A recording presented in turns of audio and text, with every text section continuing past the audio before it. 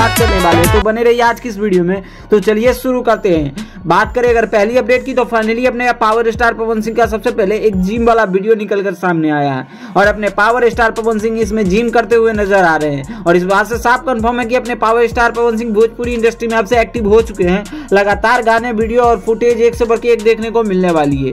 इसके अलावा अपने पावर स्टार पवन सिंह अपने पैसों से भोजपुरी में एक सिंगर का बिजली रानी को इलाज करवा रहे हैं, जो कि अपने किडनी का मतलब इलाज चल रहा है। तो पावर स्टार पवन सिंह अपने पैसों से खुद इलाज करा रहा है। और पहले आप सभी थोड़ी सी इस वीडियो क्लिप को आप सभी पहले देख लीजिए।